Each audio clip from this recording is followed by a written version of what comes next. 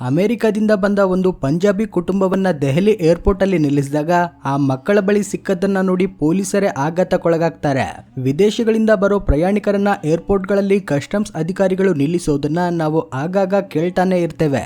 ಅನೇಕ ಸಂದರ್ಭಗಳಲ್ಲಿ ಅವರ ಬಳಿ ಚಿನ್ನ, ದುಬಾರಿ ವಾಚ್ಗಳು ಅಥವಾ ಇತರ ಅಕ್ರಮ ವಸ್ತುಗಳು ಸಿಗುತ್ತವೆ. ಇದರಿಂದ ಆ ಕುಟುಂಬಕ್ಕೆ ಅವಮಾನ ಮತ್ತೆ ಕಾನೂನು ಕ್ರಮಗಳನ್ನ ಎದುರಿಸಬೇಕಾಗ್ತದೆ. ಆದ್ರೆ ಈ ಘಟನೆ ಸಂಪೂರ್ಣವಾಗಿ ಭಿನ್ನವಾದದ್ದು. ಇದು ನಿಮ್ಮನ್ನ ರೋಮಾಂಚನಗೊಳಿಸುವಂತಹ, ನಿಮ್ಮ ಕಣ್ಣುಗಳಲ್ಲಿ ನೀರು ತುಂಬಿಸುವಂತಹ ಘಟನೆ. ದೆಹಲಿಯ ಇಂದಿರಾ ಗಾಂಧಿ ಇಂಟರ್ನ್ಯಾಷನಲ್ ಏರ್ಪೋರ್ಟ್ ವಾತಾವರಣ ಯಾವಾಗ್ಲೂ ಇದ್ದಂತೆಯೇ ತುಂಬಾ ರದ್ದಿಯಾಗಿತ್ತು. ಅಲ್ಲಿ ಸಾವಿರಾರು ಜನರು ತಮ್ಮ ಪ್ರೀತಿ ಪಾತ್ರರನ್ನ ಭೇಟಿಯಾಗಲು ಆತುರದಿಂದ ಕಾಯುತ್ತಿದ್ದರು. ಅಮೆರಿಕದ ಫ್ಲೈಟ್ ಇಳಿದ ಪ್ರಯಾಣಿಕರು ಆಯಾಸಗೊಂಡಿದ್ದರು. ತಮ್ಮ ಸ್ವಂತ ದೇಶಕ್ಕೆ ಮರಳಿದ ಸಂತೋಷದಿಂದಿದ್ದರು. ಅವರಲ್ಲಿ ಒಂದು ಪಂಜಾಬಿ ಕುಟುಂಬವೂ ಇತ್ತು. ಅದರಲ್ಲಿ ಗಂಡ, ಹೆಂಡತಿ ಮತ್ತು ಅವರ ಇಬ್ಬರು ಮಕ್ಕಳಿದ್ದರು. ನೋಡಲು ಇದು ಬಹಳ ಸಂತೋಷದ ಸಾಮಾನ್ಯ ಕುಟುಂಬದಂತೆ ಕಾಣ್ತಿತ್ತು. ಪಂಜಾಬ್ ಭೂಮಿಯ ಮೇಲೆ ಕಾಲಿಡ್ತಿದ್ದೇವೆ ಎಂಬ ಉತ್ಸಾಹ ಅವರ ಮುಖಗಳಲ್ಲಿ ಸ್ಪಷ್ಟವಾಗಿ ಕಾಣ್ತಿತ್ತು.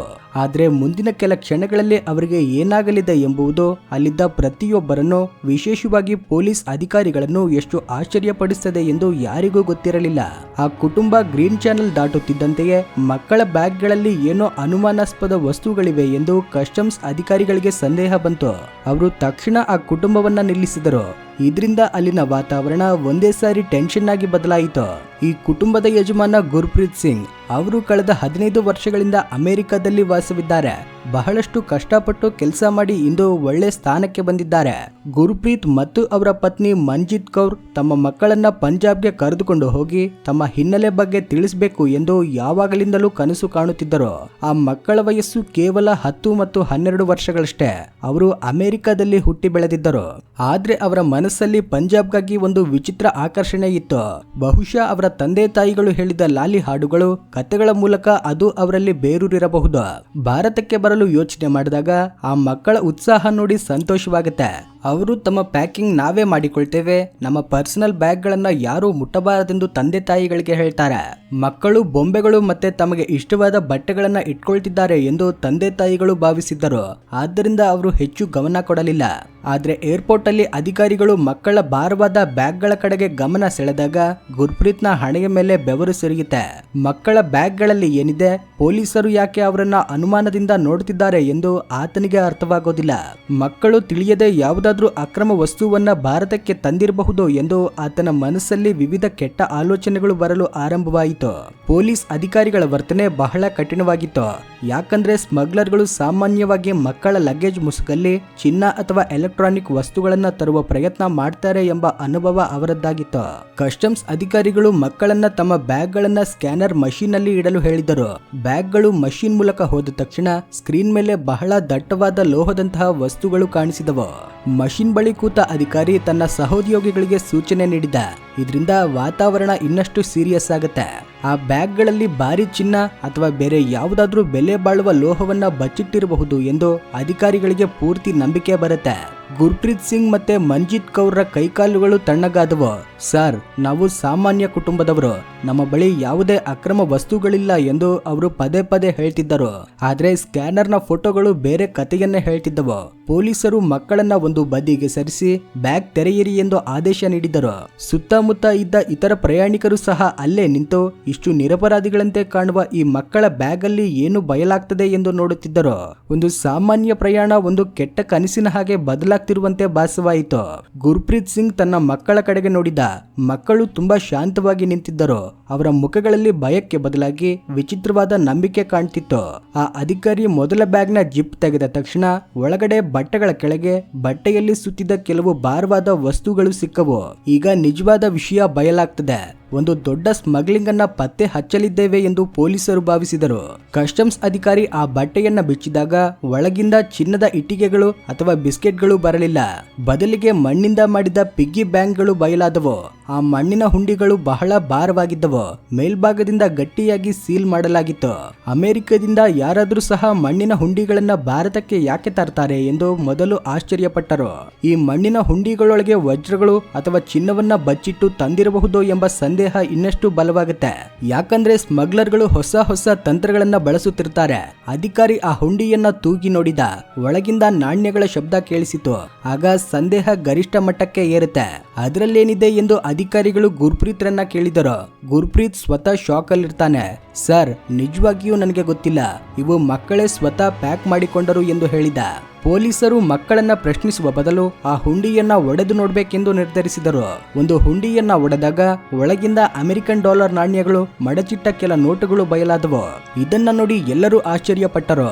ಅದರಲ್ಲಿ ಯಾವುದೇ ಅಕ್ರಮ ವಸ್ತುಗಳಿರೋದಿಲ್ಲ, ಅವು ಮಕ್ಕಳು ಬಚ್ಚಿಟ್ಟಿದ್ದ ಹಣ ಮಾತ್ರ. ಆದ್ರೆ ಇಲ್ಲಿ ಕರೆನ್ಸಿ ಬದಲಾಯಿಸುವುದು ಕಷ್ಟವಲ್ವೇ? ಹಾಗಾದ್ರೆ ಮಕ್ಕಳು ಇಷ್ಟು ಭಾರವಾದ ನಾಣ್ಯಗಳನ್ನ ಅಮೆರಿಕದಿಂದ ಭಾರತಕ್ಕೆ ಯಾಕೆ ತಂದರು ಎಂಬುದೇ ನಿಜವಾದ ಪ್ರಶ್ನೆ. ನಿಜವಾದ ಸತ್ಯ ಬಯಲಾಗುವುದು ಇನ್ನೂ ಬಾಕಿ ಇತ್ತು.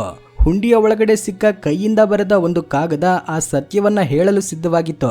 ಆ ಒಡೆದ ಹುಂಡಿಯ ನಾಣ್ಯಗಳ ಮಧ್ಯದಿಂದ ಒಂದು ಪತ್ರ ಬಯಲಾಗುತ್ತೆ. ಅದು ಒಬ್ಬ ಮಗುವಿನ ಅಕ್ಷರದಲ್ಲಿ ಸ್ವಲ್ಪ ತಪ್ಪುಗಳೊಂದಿಗೆ ಪಂಜಾಬಿಯಲ್ಲಿ ಬರೆಯಲಾಗಿತ್ತು. ಪೊಲೀಸ್ ಅಧಿಕಾರಿ ಆ ಪತ್ರವನ್ನ ಕೈಗೆತ್ತಿಕೊಂಡು ಓದಲು ಆರಂಭಿಸಿದ. ಪ್ರಿಯ ಬಾಬಾಜಿ, ಪಂಜಾಬಲ್ಲಿ ಬಹಳಷ್ಟು ರೈತರು ಬಹಳ ಬಡವರಾಗಿದ್ದಾರೆ. ಬಹಳಷ್ಟು ಮಕ್ಕಳಿಗೆ ಶಾಲೆಗೆ ಹೋಗಲು ಕನಿಷ್ಠ ಬ್ಯಾಗ್, ಬೂಟುಗಳು ಇಲ್ಲ ಎಂದು ನಾವು ಯೂಟ್ಯೂಬ್ ಅಲ್ಲಿ ನೋಡಿದ್ದೇವೆ. ನಾವು ಕಳೆದ 2 ವರ್ಷಗಳಿಂದ ನಮ್ಮ ಪಾಕೆಟ್ ಮನಿ ಬಳಸದೆ ಈ ಹಣವನ್ನ ಉಳಿಸಿದ್ದೇವೆ. ದಯವಿಟ್ಟು ಈ ಹಣವನ್ನ ಆ ಅವಶ್ಯಕತೆಯಲ್ಲಿರುವ ಮಕ್ಕಳಿಗೆ ಕೊಡಿ, ಅದರಿಂದ ಅವರು ಓದಬಹುದು. ನಾವು ಅಮೆರಿಕದಿಂದ ಚಾಕ್ಲೇಟ್ ಗಳನ್ನ ತರಲಿಲ್ಲ, ಯಾಕಂದ್ರೆ ಹಂಚಿಕೊಂಡು ತಿನ್ನುವುದೇ ನಿಜವಾದ ಸಿಖ್ ಧರ್ಮ ಎಂದು ನಮ್ಮ ತಂದೆ ಹೇಳ್ತಾರೆ. ಆ ಅಧಿಕಾರಿ ಈ ಮಾತುಗಳನ್ನ ಗಟ್ಟಿಯಾಗಿ ಓದಿದಾಗ ಕಸ್ಟಮ್ಸ್ ಪ್ರದೇಶವೆಲ್ಲ ನಿಶಬ್ದವಾಗುತ್ತೆ. ಕೆಲ ಕ್ಷಣಗಳ ಹಿಂದೆಯಷ್ಟೇ ಆ ಕುಟುಂಬವನ್ನ ಅವಮಾನಿಸಿ ಕಠಿಣವಾಗಿ ವರ್ತಿಸಿದ್ದ ಪೊಲೀಸರ ಮುಖಗಳಲ್ಲಿ ಭಾವನೆಗಳು ಒಂದೇ ಸಾರಿ ಬದಲಾದವು. ಕೈಯಲ್ಲಿ ಪತ್ರ ಹಿಡಿದ ಅಧಿಕಾರಿಯ ಕಣ್ಣುಗಳು ಒದ್ದೆಯಾದವು. ತನ್ನ ವೃತ್ತಿ ಜೀವನದಲ್ಲಿ ತೆರಿಗೆ ತಪ್ಪಿಸಲು ಸುಳ್ಳು ಹೇಳುವ ಸಾವಿರಾರು ಜನರನ್ನ ನೋಡಿದ್ದನು. ಆದ್ರೆ ತಮ್ಮ ಸಂತೋಷಗಳನ್ನ ತ್ಯಾಗ ಮಾಡಿ ಇತರರಿಗೆ ಸಹಾಯ ಮಾಡಲು ತಾವು ಉಳಿಸಿದ ಹಣವನ್ನ ತಂದ ಇಂತಹ ಮಕ್ಕಳನ್ನ ನೋಡುವುದು ಇದೇ ಮೊದಲ ಬಾರಿ. ಗುರ್ಪ್ರೀತ್ ಸಿಂಗ್ ಮತ್ತೆ ಮನ್ಜಿತ್ ಕೌರ್ರ ಕಣ್ಣುಗಳಿಂದ ಕಣ್ಣೀರು ಹರಿಯುತ್ತೆ. ಇಂದು ಅವರಿಗೆ ತಮ್ಮ ಮಕ್ಕಳ ಮೇಲಿನ ಗೌರವವನ್ನ ಮಾತುಗಳಲ್ಲಿ ಹೇಳಲಾಗದ್ದು. ಪಂಜಾಬಲ್ಲಿ ಎಲ್ಲವೂ ಚೆನ್ನಾಗಿದೆಯೇ ಎಂದು ಮಕ್ಕಳು ಆಗಾಗ ಯಾಕೆ ಕೇಳ್ತಿದ್ದರು ಎಂಬುದು ಅವರಿಗೆ ನೆನಪಾಗುತ್ತೆ. ಆದ್ರೆ ತಮ್ಮ ಮಕ್ಕಳ ಚಿಕ್ಕ ಹೃದಯದಲ್ಲಿ ಇಷ್ಟೊಂದು ದೊಡ್ಡ ಆಲೋಚನೆ ಬೆಳೆದಿತ್ತು ಎಂದು ಆ ತಂದೆ ತಾಯಿಗಳು ಊಹಿಸಿರಲಿಲ್ಲ. ಸೀನಿಯರ್ ಆಫೀಸರ್ ಆಗಿದ್ದ ಆ ಪೊಲೀಸ್ ಅಧಿಕಾರಿ ತನ್ನ ಕುರ್ಚಿಯಿಂದ ಎದ್ದು ಮಕ್ಕಳ ಬಳಿ ಬಂದ.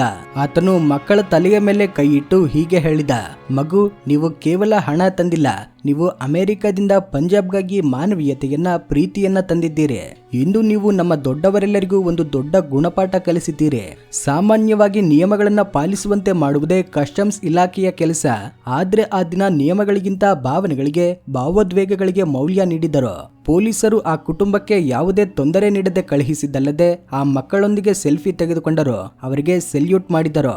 ಈ ಘಟನೆ ಕೇವಲ ಒಂದು ಕುಟುಂಬಕ್ಕೆ ಸಂಬಂಧಿಸಿದ್ದಲ್ಲ. ವಿದೇಶಗಳಲ್ಲಿ ಸೆಟಿಲ್ ಆದ ಪಂಜಾಬಿಗಳು ತಮ್ಮ ಭವಿಷ್ಯದ ಪೀಳಿಗೆಗೆ ಕೇವಲ ಡಾಲರ್ಗಳನ್ನ ಸಂಪಾದಿಸುವುದಲ್ಲದೆ ಎಲ್ಲರ ಒಳಿತನ್ನು ಬಯಸುವುದನ್ನು ಕಲಿಸಿದ್ದಾರೆ ಎಂಬುದಕ್ಕೆ ಇದು ಒಂದು ಸಾಕ್ಷಿ. ಏರ್ಪೋರ್ಟ್ ಇಂದ ಹೊರಬರುತ್ತಿದ್ದ ಗುರ್ಪ್ರೀತ್ ಗರ್ವದಿಂದ ತಲೆ ಎತ್ತಿ ನಡೆಯುತ್ತಿದ್ದ. ಕಾರಲ್ಲಿ ಕುಳಿತು ಪಂಜಾಬ್ ಕಡೆಗೆ ಪ್ರಯಾಣಿಸುತ್ತಿದ್ದಾಗ ತಮ್ಮ ಮಿಷನ್ ಸಕ್ಸಸ್ ಆಯಿತು ಎಂದು ಮಕ್ಕಳು ಬಹಳ ಸಂತೋಷಪಟ್ಟರು. ಊರಿಗೆ ಹೋಗಿ ಈ ಹಣವನ್ನ ಅವಶ್ಯಕತೆಯಲ್ಲಿರುವವರಿಗೆ ಹೇಗೆ ಕೊಡಬೇಕು ಎಂದು ಅವರು ಮಾತನಾಡಿಕೊಳ್ತಿದ್ದರು.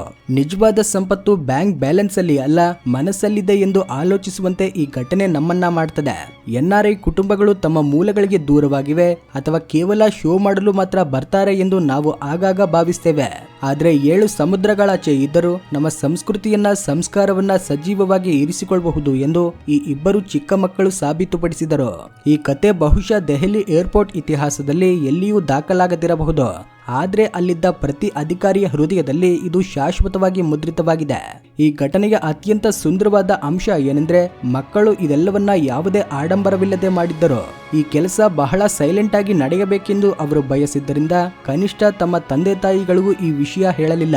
ಬಲಗೈಯಿಂದ ಮಾಡಿದ ದಾನ ಎಡಗೈಗೂ ಗೊತ್ತಾಗಬಾರದು ಎಂದು ಹೇಳ್ತಾರೆ. ಆ ಮಕ್ಕಳು ಅದನ್ನ ಮಾಡಿ ತೋರಿಸಿದರು. ಅವರು ಊರಿಗೆ ತಲುಪಿದ ನಂತರ ಗುರುದ್ವಾರ ಸಾಹಿಬ್ಗೆ ಹೋಗಿ ತಮ್ಮ ಹುಂಡಿಯನ್ನ ಸಮರ್ಪಿಸಿ, ಇದು ಬಡ ಮಕ್ಕಳ ಓದಿಗಾಗಿ ಎಂದು ಗ್ರಂಥಿ ಸಿಂಗ್ಗೆ ಹೇಳಿದರು. ಇದರಿಂದ ಊರೆಲ್ಲ ಈ ವಿಷಯದ ಬಗ್ಗೆ ಚರ್ಚಿಸಲು ಪ್ರಾರಂಭಿಸಿತು. ಊರಿನ ದೊಡ್ಡವರೆಲ್ಲ ಆ ಮಕ್ಕಳನ್ನ ಆಶೀರ್ವದಿಸಿದರು. ವಿದೇಶಗಳಲ್ಲಿ ಸೆಟಿಲ್ ಆದ ಪ್ರತಿ ತಂದೆ ತಾಯಿಗೆ ಈ ಘಟನೆ ಒಂದು ಸಂದೇಶ. ತಮ್ಮ ಮಕ್ಕಳನ್ನ ತಮ್ಮ ಭಾಷೆಯೊಂದಿಗೆ, ಸಂಸ್ಕೃತಿಯೊಂದಿಗೆ ಸಂಪರ್ಕಿಸುವಂತೆ ಮಾಡಿ. ಮಕ್ಕಳು ಶುದ್ಧವಾದ ಬಿಳಿ ಕಾಗದದಂತೆ.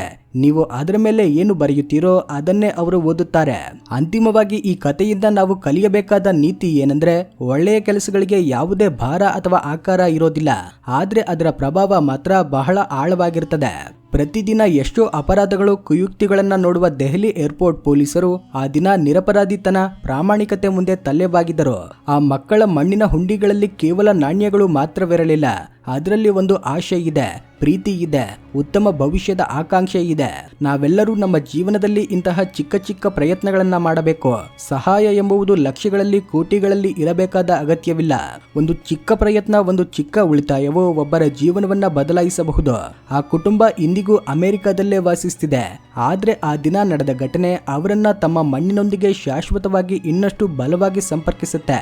ಈ ನಿಜವಾದ ಘಟನೆ ನಿಮಗೆ ಇಷ್ಟವಾಗಿದ್ದರೆ, ನಿಮ್ಮ ಮನಸ್ಸನ್ನ ಮುಟ್ಟಿದ್ದರೆ ಈ ವಿಡಿಯೋಗೆ ಲೈಕ್ ಮಾಡಿ, ಶೇರ್ ಮಾಡಿ, ಹಾಗೇನೆ ನಮ್ಮ ಚಾನೆಲ್ಗೆ ಸಬ್ಸ್ಕ್ರೈಬ್ ಮಾಡಿಕೊಂಡು ಪಕ್ಕದಲ್ಲಿರುವ ಬೆಲ್ ಐಕಾನ್ನ ಪ್ರೆಸ್ ಮಾಡಿ. Thanks for watching.